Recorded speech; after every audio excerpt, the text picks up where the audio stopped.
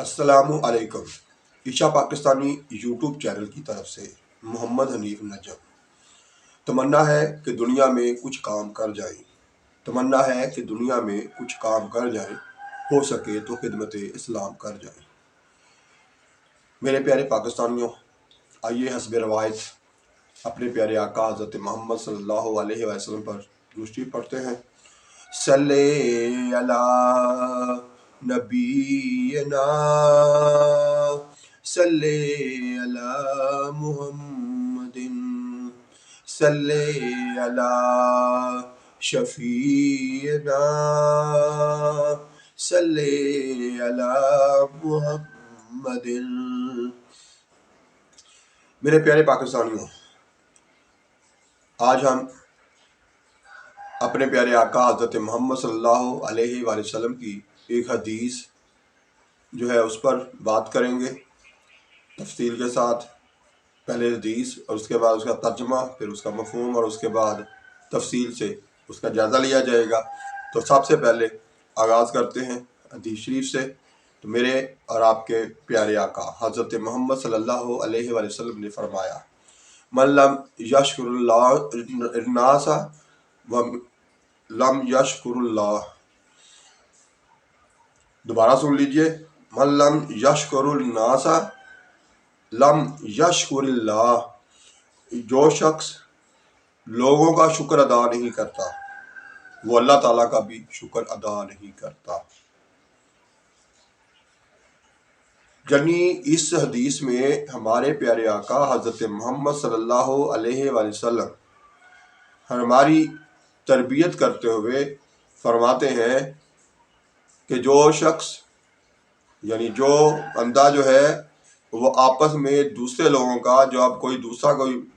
انسان جو ہے آپ پر احسان کرے، آپ کے ساتھ اچھا سلوک کرے، آپ کو اچھا رویہ دے، تو جو اس کا شکریہ ادا نہیں کرتا، اس کا مطلب یہ ہے کہ وہ اللہ کا بھی شکر ادا نہیں کرتا۔ یہ جامعہ ترمذی حدیث نمبر 1955 ہے۔ اب ہمیں یہ سوچنا ہے کہ کیا ہم اس پر عمل کرتے ہیں؟ اگر نہیں کرتے تو کرنا چاہیے، اس لیے کہ ہمارے لیے اس کائنات میں جو سب سے عظیم، سب سے عزیز، سب سے عبدالعزیز شخصیت ہے وہ ہمارے پیارے نبی حضرت محمد صلی اللہ علیہ وآلہ وسلم ہیں۔ یعنی اللہ تعالیٰ کے بعد پوری کائنات میں اگر ہمیں سب سے زیادہ عزیز ہے تو وہ ہمارے پیارے آقا حضرت محمد صلی اللہ علیہ وآلہ وسلم ہیں۔ اور وہ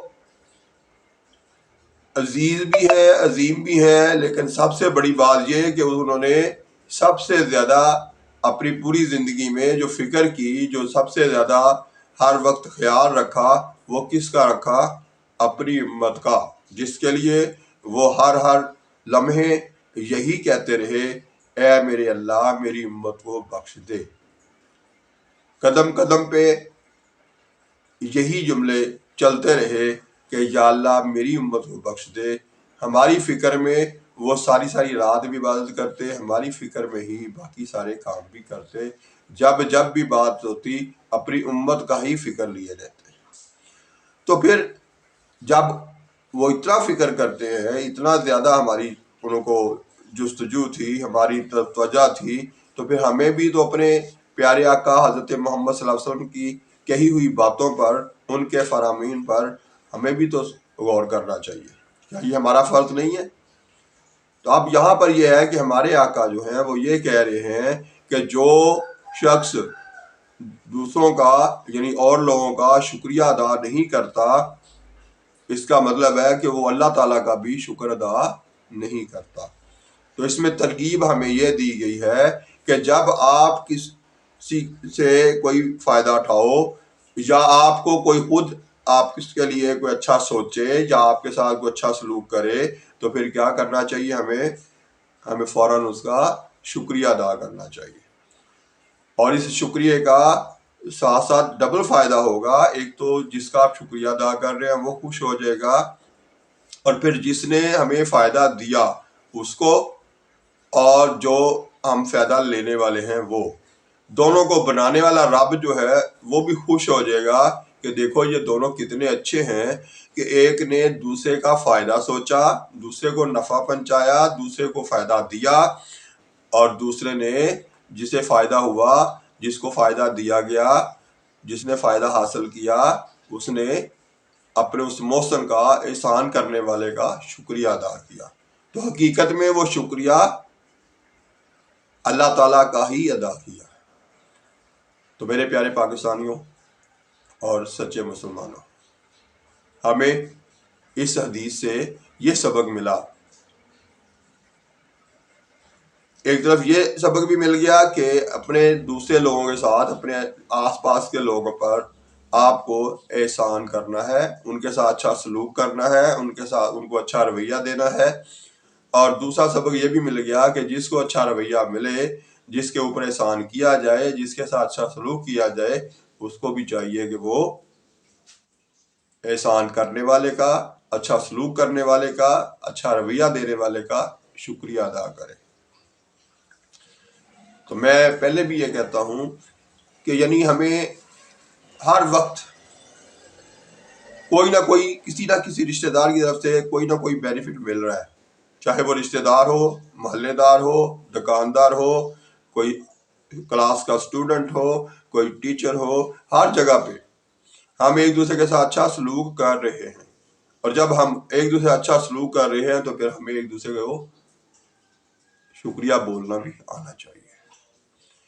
اور یہ ایک ایسا رویہ ہے جس سے نہ صرف وقتی طور پر ایک دوسرے کو خوشی ملتی ہے، بلکہ آئندہ کے لیے بھی معاشرے میں بہتری آتی چلی جاتی ہے۔ تو ہم اس بہتری کو مزید آگے بڑھانے کے لیے ہمیں چاہیے کہ ہم اپنے منہ پر ایک چیز پکی کر لیں کہ جب بھی آپ کو کہیں سے کوئی فائدہ پہنچے، جب بھی ہمیں کسی سے کوئی بہتری رویہ ملے یا کوئی ہمارے اوپر احسان کرے، تو ہم اسے پیار سے، محبت سے، چاہت سے، دل کی گہرائیوں سے شکریہ بولیں۔ تو جب ہم آپس میں چھوٹی چھوٹی باتوں پر، چھوٹے چھوٹے احسانات پر ایک دوسرے کا شکریہ ادا کرنا آ جائے گا، تو پھر ہمیں یہ بھی خیال آئے گا کہ ہمارا رب جس نے ہمارے اوپر بہت سارے احسان کیے ہیں، بہت سارے ہمیں فائدے دیے ہیں، بہت جگہ پہ ہمیں نفع پہنچاتا ہے، تو پھر ہم اس رب کا شکریہ ادا کیوں نہ کریں۔ اور اس کا شکر ادا کرنے کا بہترین طریقہ نماز ہے۔ تو پھر ہم یہ بھی سوچیں گے، جب ہم آپس میں اپنے جیسوں کا شکریہ ادا کر رہے ہوں گے، ان کے احسانات کی وجہ سے، ان کے اچھے رویے کی وجہ سے، تو پھر ہمیں یہ سوچ بھی آئے گی کہ ہم کیوں نہ اس کا بھی شکر ادا کریں، اس کی بھی عبادت کریں، اس کی بھی نماز پڑھیں، جس نے ہمارے اوپر بہت سارے احسانات کیے ہیں، اور وہ کرتا ہی ہمارے فائدے کے لیے چلا جا رہا ہے، ہمیں ہی فائدہ دیتا جا رہا ہے، ہمیں ہی بہتر رویہ دیتا جا رہا ہے۔ ہم نماز نہیں بھی پڑھتے تب بھی وہ ہمیں فائدہ دے رہا ہے، ہمیں زندہ رہنے کے لیے کھانا بھی دے رہا ہے، آکسیجن بھی دے رہا ہے، پانی بھی دے رہا ہے۔ اللہ تعالیٰ نے بے بہا نعمتیں ہیں جو ہمیں دے رکھی ہیں۔ تو پھر ہمیں شرم آنی چاہیے، تھوڑا سا شرمندہ ہونا چاہیے، تھوڑا سا اپنے گریبان میں جھانک لینا چاہیے کہ ہم کیا اس کا شکر ادا نہ کریں، کرنا چاہیے۔ بلکہ یہ باقی سارے احسانات جتنے بھی ہیں،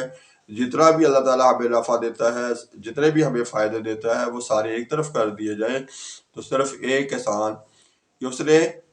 اپنے سب سے زیادہ عظیم اور سب سے زیادہ عزیز نبی حضرت محمد صلی اللہ علیہ وآلہ وسلم کا امتی بنا دیا، اس کی امت میں پیدا کیا۔ ہمارے اوپر یہ سب سے بڑا احسان ہے۔ تو میرے پیارے پاکستانیوں اور اچھے مسلمانوں، ہمیں بھی اپنے رب کا شکر گزار ہونا چاہیے۔ تو شکر گزار ہونے کا بہترین طریقہ ہے کہ پہلے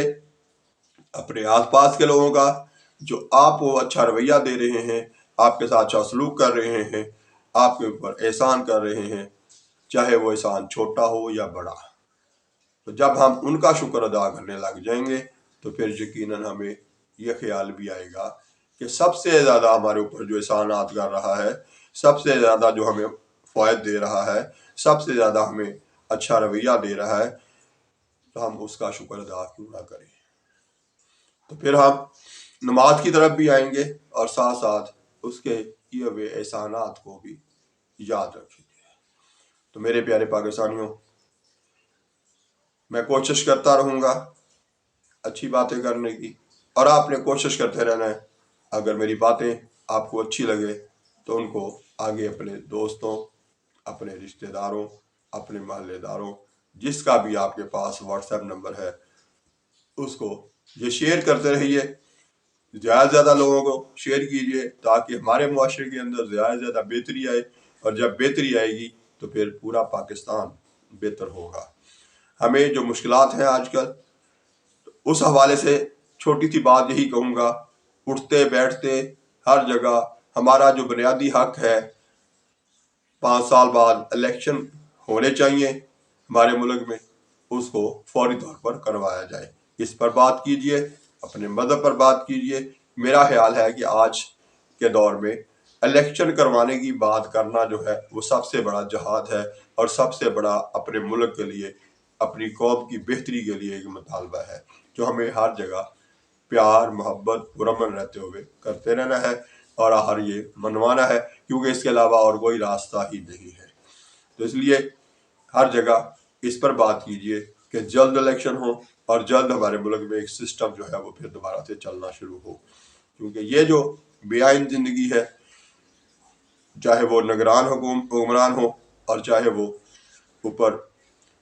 اسٹیبلشمنٹ ہو، یہ سارے لوگ جو ہیں اس وقت بغیر آئین کے چل رہے ہیں۔ تو اس لیے ہمیں ایک ہی مطالبہ کرنا ہے، جلد از جلد الیکشن ہو، اور دوسرا آپس میں ایک دوسرے سے اچھا سلوک کرنا ہے، اور آج سے یہ عزم اور پکا کرنا ہے کہ ہم نے ہر حال میں اپنے آس پاس کے لوگوں کو شکریہ بولتے رہنا ہے، اور پھر سب سے بڑا احسان کرنے والا ہمارا پیارا رب جو ہے، جو 70 ماؤں سے بھی زیادہ پیار کرتا ہے، اس کی نماز پڑھنا ہے، اور پھر ساتھ ساتھ اپنے پیارے محسن حضرت محمد صلی اللہ علیہ وآلہ وسلم پر درود و سلام بھیجتے رہنا ہے۔ اللہ تعالیٰ آپ کو، آپ کے اہل خانہ کو، آپ کے پورے ملک کے 24 کروڑ عوام کو ہمیشہ خوش رکھے۔ پاکستان زندہ باد۔